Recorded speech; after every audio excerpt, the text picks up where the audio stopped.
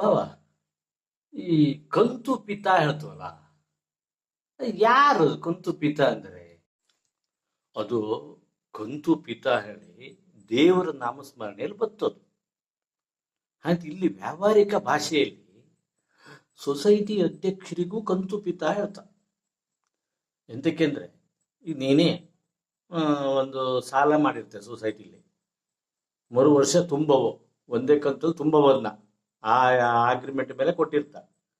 ಆದ್ರೆ ಏನಾಗ್ತದೆ, ನಿನ್ನ ಹತ್ರ ತುಂಬಲು ಆಗ್ತಿಲ್ಲ, ಭಾರಿ ವಜ್ಜೆ ಹೋಗ್ತು ಒಂದೇ ಸಲ ತುಂಬಂದ್ರೆ.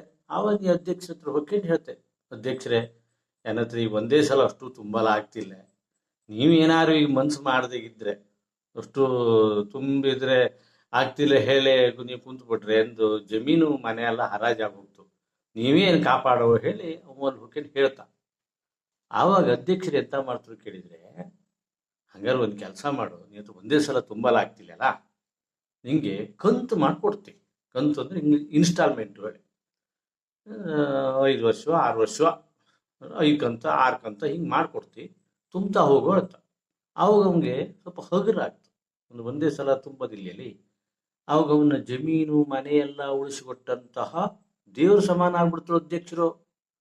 ಹಂಗಾಗಿ ಅವನಿಗೆ ಕಂತು ಪಿತ ಕಂತು ಮಾಡ್ಕೊಟ್ಟಿದ್ದಲ್ಲಿ, ಹಂಗ ಕಂತು ಪಿತ ಹೇಳ್ತಾರೆ.